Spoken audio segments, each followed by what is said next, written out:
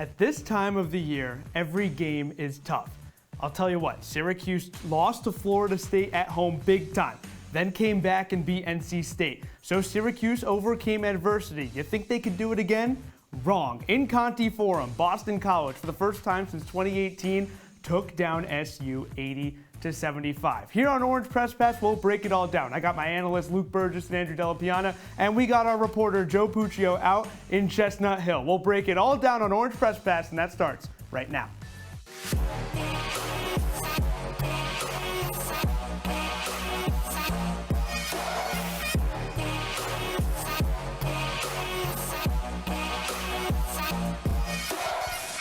Welcome into the CitrusTV studio for Orange Press Pass, CitrusTV's post-game show with Luke Burgess and Andrew Della Piana. I'm Ben Spector. Thank you so much for joining us after Syracuse falls to Boston College 80-75. It was a real tough game for the Orange. Syracuse, you thought they had it early in the game, but then they were down by as many as 14. Tried to claw back in the second half, but then fell flat. Luke, what's your first thought? Oh, well, I don't think that we're going to see the same starting lineup for the next game, Ben.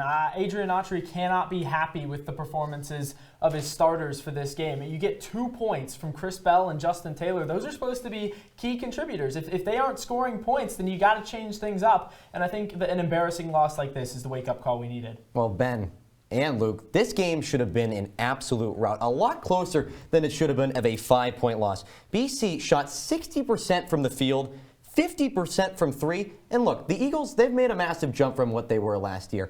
The worst ACC team offensively last campaign, they're in the top half of this year. But again, a 5-point loss is not what the showing of this game was. Well, we'll see what the showing of this game was. Boston College beat Syracuse by 5.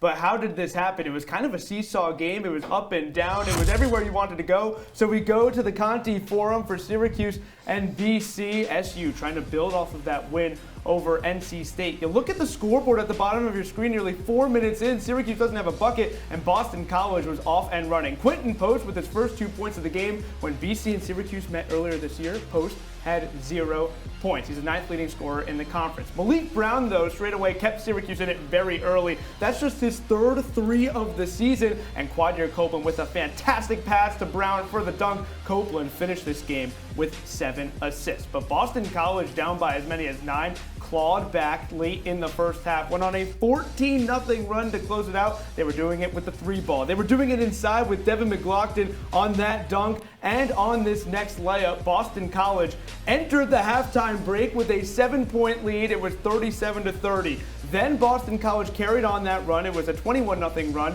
BC was up by as many as 14, but Malik Brown helped Syracuse get back into it. It's just a 6-point game. Prince Aligbe on the other end. Boston College was just throwing punches left and right. Benny Williams with the foul on Aligbe there, and then the floodgates opened up. BC was making it rain from three-point land. Claudell Harris with 2 threes down the stretch. He had 5 3-pointers, 19 points in this game. The Eagles went 10 for 20 from beyond the arc, and you think Syracuse can stay in it with this J.J. Starling 3? Sure, 10-point game with just under 4 minutes to go.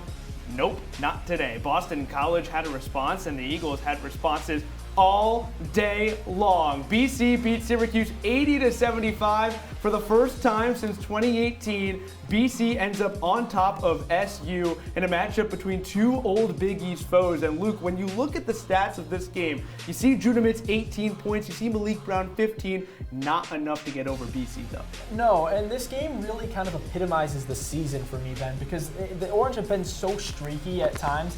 And this was such a streaky game. We see BC go on a 21-0 run, and then but maybe 5 minutes later, Orange are right back in it, down by 2. So you have to be more consistent. I think that's really the message that you take away from this one. And the Orange coming off a big victory last time against the Eagles, shutting down Quentin Post to 0 points, 7 turnovers. But again, they allowed too many Eagles to soar in this one, as you said, Ben.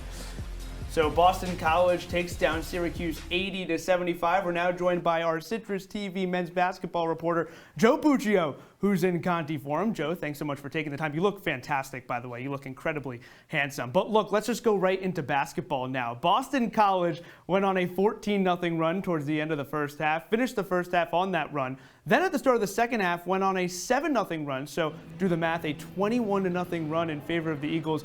What mistakes did Syracuse make at the beginning of the second half for that run to continue for BC? Well, I think that Syracuse didn't play team basketball, right? Towards the end of that first half, you saw the guards were the majority of the offense, but the main issue with that 21-0 run wasn't anything Syracuse could handle with. BC made shots. The Eagles shot 60% from the floor today. That's a season high for Boston College in any game this season. J.J. Starling after the game said that BC was just comfortable playing in here, and although their defense could have been fixed and those rotations could have been a little cleaner and there could have been more communication on Quentin Post, the real issue is BC was making its shots and then SU would go on the other end and put up a goose egg. Joe, thank you so much for joining us. I want to ask you about Judah Mintz because he has been an instrumental part of this team's success when they've had it. But the hero ball style does seem to have its negative downsides as well. I want to ask you right now, is success a sustainable style of play unless Mintz gives up the hero ball style? Well, Luke, I think that Judah Mintz is the most talented player on this team. He put up 18 points in this game today, tied with J.J. Starling for the team high. The issue, though, is that if Syracuse has all of its talent around, if Judah Mintz has all those weapons, it's hard to beat Syracuse. Now, you look at today, Benny Williams pitched in a couple of points, Quadir Copeland had his share, but there wasn't that lethal third scorer for Syracuse's offense to help get SU over that 80-point mark, which was the difference in today's game. So I don't think the hero ball play is sustainable, and I don't think Syracuse wants to play that. It's almost as if SU is down. Judah Mintz feels a responsibility to go out and score, but I don't think that Judah has to have that weight on his shoulders if Syracuse wants to continue winning in the ACC. Hey, Joe, thanks for taking the time to join us. Hopefully not too many angry Bostonians with you outside here in Central New York. But for Chris Bell, just 2 points tonight. He's been very hot and cold this year. So from your eyes, what's caused such the streakiness from the sophomore? Well, from my eyes, you see Chris Bell on the floor, and if he misses a shot, he's down on himself. He's walking back to the bench, sulking. That's the same opinion that Adrian Autry has. After the game today, he said that Chris Bell has to hit his first couple of shots just to get some momentum going and to just see that ball go in the basket and have some confidence. But that didn't happen today. And so Adrian Autry said that he had to keep reminding Chris Bell to just keep playing his style of basketball, and all of a sudden the ball will fall. So who knows what we'll see from Chris Bell against Wake Forest on Saturday and for the rest of the season. But if Chris Bell can start scoring early, that's a sign that SU might have one of its leading sophomore forwards. A tough day in the office for Bell, a tough day in the office for Syracuse, but I'll tell you what, not a tough day in Conti Forum for Joe Puccio. Joe, thanks so much for taking the time. Make sure to follow at CitrusTV Sports for all coverage regarding Syracuse men's basketball. But we're up against our first break here on Orange Press Pass. We'll break this matchup down even more, so don't go anywhere. Stay with us.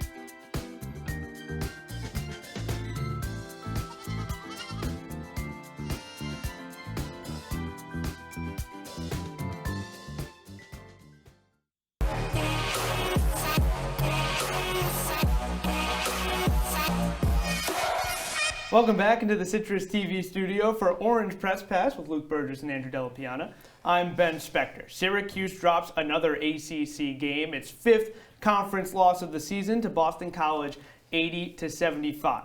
Big reason why? Well, the slow starts in not only the first part of the game, but also in the second half. Syracuse didn't score until about the 15:30 mark left in the first half. Then in the second half, it took about 2.5 minutes for Syracuse to get on the scoreboard. BC started that second half with a 7-0 run Luke, what went wrong? What has to change? I'm just a little confused here, honestly. Yeah, Explain it to me. It's crazy because you wouldn't expect a team that has this much talent to go almost 5 minutes without scoring, but it's a huge issue. I think earlier in the season there was kind of a debate about, is the team going to get bitten by the big-time ACC teams like a UNC when they start slow? But now we've seen not only are they going to get bitten by those teams, but they're also going to get hurt by teams like Boston College, because all of the teams in the ACC have talent. And right now, I don't think that this team can afford to continue to start like this because they aren't going to win games. Yeah, this team came out extremely choppy in those first couple of sessions, shooting 1 for 7. There's just no fluency to start the game. It's pretty ironic that Justin Taylor scored the first bucket of the game, his only points. But even in home games, you feel like the crowd's sitting for 5 minutes inside the dome. Standing inside the dome for 5 minutes because they're still waiting for that first basket. You were standing too, Andrew. I was standing for about 5 minutes, still clapping my hands, waiting. And I think it needs to be added on as well that it is really important to set the momentum the right way. It's more than just getting out to an early lead. It's setting the confidence for your team. If you have low confidence, that's just going to translate for the rest of the contest, and I think that's exactly what we saw tonight. And this is a Syracuse group that's used to playing from behind. They were down by as many as 24 against Colgate. They've had to come back in different games as well. And when you look at Syracuse, it's not a good place to be used to playing from behind, right, Andrew? Yeah, I'm no math guy, but first 5 minutes times 2, the most you've had in the last 5 games is 10 points. That's not a really good ratio, Ben, so I'd like them to get off on the right foot a little bit quicker. You just got to carry the one. Always carry the one. Yeah, I'm long division, remainders. I don't want to one ear right at the other. I don't want to get started at numbers, and because I said that, I'm going to throw more numbers at you here. Boston College went on a 21-0 run at one point in this game. Sure, it was split by a 15-minute intermission, but Syracuse was the victim of a 14-0 run from BC at the end of the first half. Then Boston College went on a 7-0 run in the second half to start it off. So, Andrew, do the math for me real quick. 14 plus 7? That's 21-0, Ben. 21-0. That's just a losing recipe, right, Luke? Oh, yeah, it is. You cannot be giving teams that much momentum. You mentioned, there's a little bit of a breakup there. You've got an interval to get things right. I think that makes it even worse because now you have this break in between where head coach Adrian Autry should be getting to these guys and saying, don't worry about it. Everything's fine. We got this under control. And historically, and by historically I mean, his one season of coaching, he's been pretty good at that so far. But I think that it was just a horrible way to set the tone for the second half. And as I mentioned earlier, we see the Orange pull back to within 2, but it's not enough because you've given up these massive runs. They just aren't necessary. Yeah, time and time again, this team just shoots themselves in the foot. The missed opportunities. Yes. Syracuse, easy backdoor layups during that stretch, but they'd fumble out of bounds, they'd miss the layup. And credit to BC for taking advantage.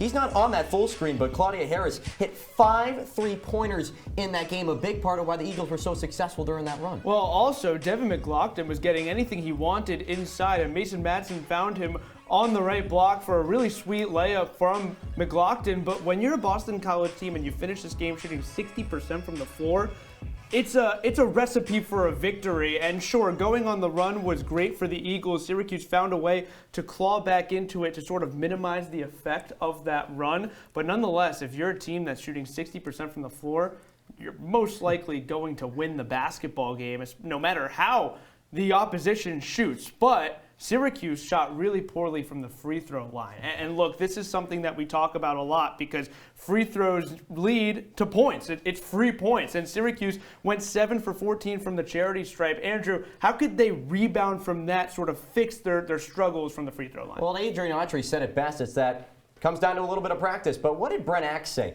He says that hashtag free throws matter, and they do at the end of the game. 5-point loss, you miss 7 free throws. That's a pretty big number. BC fans, Ben, with those 2 missed free throws, won free bacon cheese fries from Shake Shack. So if you're not incentivizing the crowd to have those missed free throws, they come in pretty importantly, I'd say, Luke. Oh, they certainly do. And I think the point of a post-game style show, we talk about why did things go wrong the way that they did? Or what needs to change in the future? 7 for 14 from the charity stripe is unacceptable. It just cannot happen. It's not a coaching thing. It's not a player thing. It's an execution thing. The execution has to be better. You cannot be a Division I college basketball player and shoot 50% from the line. Those are free points. As you mentioned, it has to change. And it just starts with focus, and it starts with dedication to your craft. Yeah, Judah Mintz going 0 for 2 tonight. He's 7th in the NCAA in attempts. Just couldn't draw those fouls like he usually does, but got to the rack consistently. But it was a struggle all night for everyone in orange. Andrew, you talked about those fries. You're making me a little bit hungry standing over here. But look, it's that time of the show. Orange Press Pass Player of the Game. And because Boston College simply dominated, you got to give it to an Eagle. You're giving it to Claudell Harris, who came off the bench, played 29 minutes, had 19 points, hit 5 3-pointers. 5. Went 7 for 11 from the floor. 5 for 9 from downtown. That is a recipe for being the Orange Press Pass Player of the Game. Anytime Syracuse threw a punch, Claudell Harris responded with an uppercut right to Syracuse's face. An unbelievable performance from Claudell Harris grants him the Orange Press Pass Player of the Game. All right, we're going to step aside another time. Coming after this, we're going to be talking about some opinions that we put on social media at CitrusTV Sports, and our analysts, Della, Piana, and Luke Burgess, they'll break it all down. So don't go anywhere here on Orange Press Pass.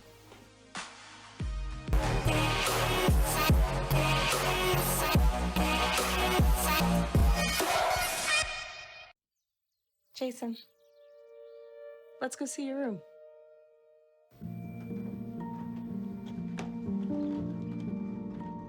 What do you think? We kept it a little spare, so you can decorate it how you like.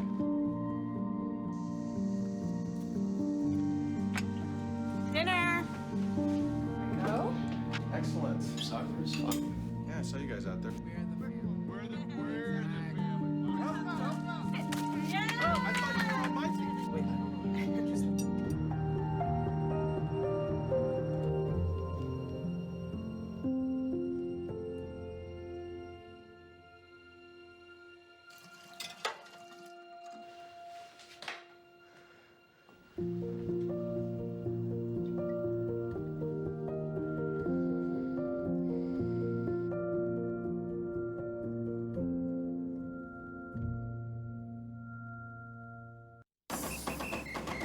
If you're buzzed and doing this,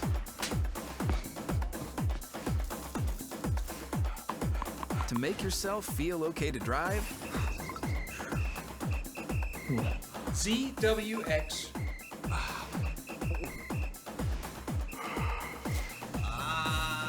you're not okay to drive.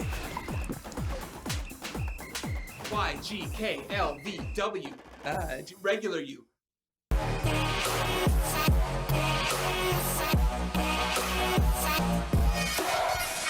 Welcome back to Orange Press Pass here in the CitrusTV studio. Luke Burgess, Andrew Della, Piana. I'm Ben Spector. I know we talked about how we have an inability to do math, and Andrew, you have an incredible ability to do math, though. But as sportscasters, we might struggle to spell as well, but we actually meant the misspelling here. OPP opinions. We put some questions out on our social media at CitrusTV Sports. We got some great responses, so we're going to break it down here. Luke and Andrew, they'll analyze it. They'll tell you what they think in response to these questions. So we'll start with question number 1, the starting 5. It's been up and down this year. It's remained consistent, even though Naheem McLeod is out for the season due to an injury, but Justin Taylor's played some limited minutes, even though he's in the starting 5. So what's your ideal starting lineup? Luke, what's your ideal starting 5? Well, I would like to see a little bit more adjustments because I do think that, as you mentioned, Naheem McLeod is really the only exit that we've seen from the starting lineup, and I would like to see a little bit more fluidity. So give me J.J. Starling, give me Judah Mintz, give me Chris Bell. I do believe that he can bounce back. Justin Taylor needs to see some time on the bench. I think you got to bring in Quadir, leave Malik on the floor. I know that Malik is undersized, and yes, that's a knock to a degree, but he wins you games when he plays well and everyone else plays well around him. And yeah, he was good again tonight, and he's played good when the team has not played good. So I think that that's a big boost because he can provide that extra support. I do have that same starting lineup of going JJ, Judah, Look at you guys. Chris, Quadir, and Malik. The problem is, though, Luke, these guys are not starters. They're role players. That's where the biggest problem comes down for Syracuse. Not enough depth because, again, they are not the star players of the team. They do the little things off the side, coming off the bench. That's their role. Take a good look at a guy like Quadir Copeland, someone who brings energy coming off the bench. These guys are not starters, Ben. So we actually got a response online, and it's right behind your screen here. At Nick.King18 says, Mintz, Starling, Copeland, Bell, and Malik Brown. You guys good with that That's a starting smart five? You man. think Wow, that's very the starting smart five? man. You like I would that? have to, yeah, I would have to agree. Yeah. I think, well, just for the purpose of some debate, I do think that maybe there is a case to have Justin Taylor out there because he has shown skill at times, but overall, I think this is the best choice for now. So, this is the ideal starting five, but the results for Syracuse have not been so great recently, especially tonight, losing on the road to Boston College. Simply put, just a 3-word question here, Andrew, or it's actually 4. I'm sorry. Yeah, it's all right. I'm bad at math. Is the season over? I'm sorry, Button, but yes, it Oof. is. This team is riding Pack the your bags, hefty don't play. struggle bus right now. Montana head coach Bob Green said that this team plays like the guy that the second French horn in the school band. They got to play better. It's as simple as that. You cannot lose a game at Boston College. This is a team that you basically cruised at early in the season, held Quentin Post to 0 points, and kind of all that goes out the window when you take a trip to Massachusetts. That's not how that works. I'll contradict you on one point because the Orange did not cruise to a win in that first game. They were trailing by double digits at one point, but I'll come back real quick and say that I think it depends on what your definition of the season being over is, because I don't think the expectation for this Syracuse team was to ever win a national championship. Do I think that they can still contend in the ACC tournament? If they get hot, yeah. Why not? I mean, the team has all the players that we just mentioned in our ideal starting five have shown an ability to take over. So I definitely think that it's possible that at some point we see them catch fire, and maybe that just happens to be at ACC tourney time. There are obvious flaws, but I do think they can be fixed. I think there are a lot of people out there that agree with you that, look, they've just seen enough. Through 20-plus games, the season might be over because a tough loss at home to Florida State where you lose by 16 points, you think, okay, those toss-up games in the ACC, you just got to win them, right, if you're Syracuse. And this was one of those games where Boston College is lower in the conference than SU. So Syracuse, what do? They lose by 5. And Boston College, it just felt like they dominated from beginning to end. But the final question is this. Look, I know you guys said that the season's over. Luke, you contradicted that a little bit. Is there something out there that makes you think that, okay, if this happens, I believe that the season's back on? You have to win against UNC. That's the only thing left at this point because even though they lose tonight to Georgia Tech, which is certainly a relevant loss, and I think it should give Syracuse fans hope that this is at least somewhat possible, but at the same time, I think that that's the only win that has enough, I guess you could say, big-time feel to really qualify any type of hope at this point of the year because this team just doesn't have the resume the rest of the way. They could almost win out and lose that game, and I still don't think that they necessarily have a case for the NCAA tournament unless obviously they win the ACC tournament. But that team was ranked in the top 4. They were 3 last week. They're probably going to drop next week. But overall, I think that game is really the only game for the rest of the year that has enough precedent to get you in that spot that you need to be. Yeah, and don't forget that Georgia Tech beat North Carolina tonight. Yeah. That is not a good Georgia Tech team at 2-7 in this conference. So you put it pretty bluntly that this team has to win out and for a chance to even maybe sniff the tournament. But in my eyes, beating North Carolina might not even be enough because of how bad these losses have been. Florida State, BC, just not suitable to get into the tournament. There is a chance, though. There is a chance. I think that's the most important thing. Well, all right, Jim Carrey. Yeah, like you said. Yeah. So we got some replies to this one that pretty much agree on the North Carolina front. At Daniel.Papillo says, beat UNC or Clemson. So it's not an and for this fan here. It's an or. Clemson, a really good team in the ACC, comes to the Dome February 10th, and then Syracuse closes the season at Clemson on March 5th. You either got to beat UNC or Clemson, according to this fan, and then that fan will believe. Is Clemson on that list for you guys too, or? They could be because I think that game is going to have a lot of hype with Joe Girard around it. And I think we have to remember as well, I mean, Syracuse is going to be in the ACC tournament. So the thing about that game is, if there's going to be a lot of hype surrounding it, at the end of the day, I think that it's got to be UNC, though. They're the only team that is ranked high enough, and they're the only team that has the record that is needed to get you back in that conversation. And UNC just, again, fell to Georgia Tech. So anybody in college basketball is beatable. All right, one more break here on Orange Press Pass. On the other side, we'll go around the ACC. We'll talk about what's next for Syracuse. So don't go anywhere here on Citrus TV.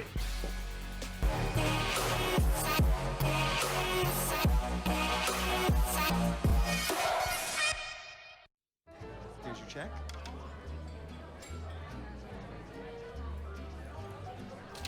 Oh, you got it. Since I got rid of my car, I really enjoy walking. Okay. God, no. Getting pulled over for buzz driving could cost you around $10,000 in fines, legal fees, and increased insurance rates. Oh, you're home early. You live with your mom? That'll set your game back a few years. Buzzed, busted, and broke. Because buzz driving is drunk driving.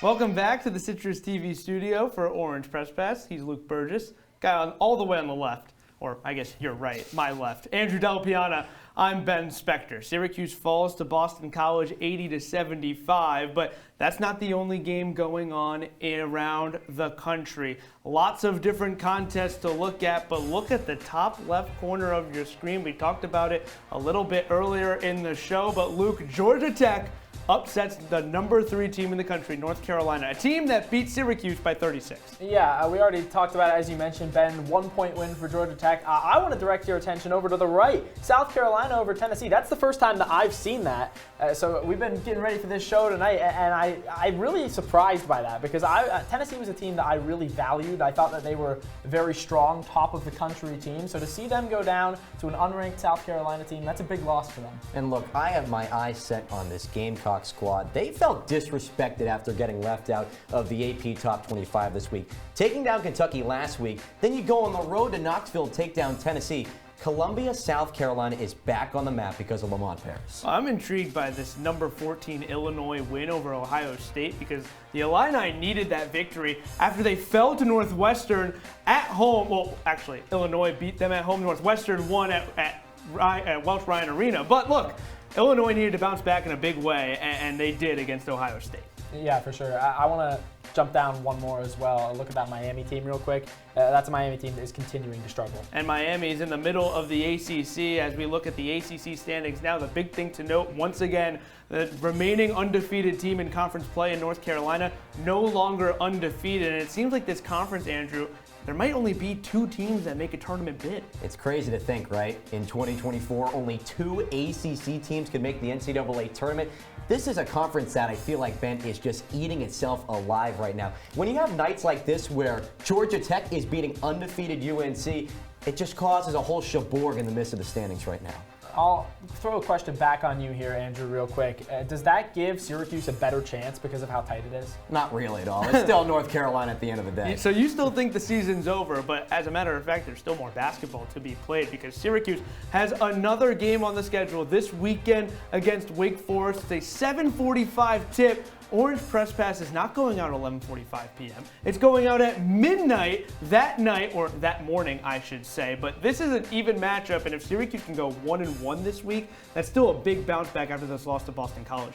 Yeah, it is. This isn't a team like Boston College that anyone is going to underestimate. Look at that offensive output: over 80 points per game. Sorry about that, and almost 50% from field goal. I'm really impressed with this Wake Forest team. And the Demon Deacons are a team that doesn't turn the ball over a lot, and that's something that Syracuse really takes pride on. Well, Syracuse struggled today, so they have to rebound as they go up against Wake Forest on the road this Saturday. But SU falls to Boston College 80-75. It was a real tough loss for Syracuse after that win against NC State. So, Luke, what's your final thought? My final thought is that the NCAA tournament at this point is a long shot. I really don't think Syracuse has the remaining schedule to build what they need in terms of resume to get to the point where they're going to be able to get into this tournament. I just don't think that there are the games left. As I mentioned, they got to beat UNC. That's really the only chance at this point. This is a quad 2 loss, but it means so much more than that. This thing's bad. It really does. And basically, it takes Syracuse out of the tournament. This team was on the cusp of potentially getting themselves in the conversation to be in that running, but a loss like this puts a stamp that you are not going to March Madness. You belong in the NIT this season. Straightforward. Even the NIT? I don't even know at that point anymore, Ben. Well, because the potential for Syracuse this season, or the expectation, was that they could be playing basketball beyond the ACC tournament, no matter what that was. NIT, NCAA. Luke and Andrew say the NCAA tournament out of the picture. Andrew says the NIT might be, but that's still to be seen. Andrew Della, Piana, Luke Burgess, Ben Spector signing off after Syracuse falls to Boston College 80-75 at Conti Forum.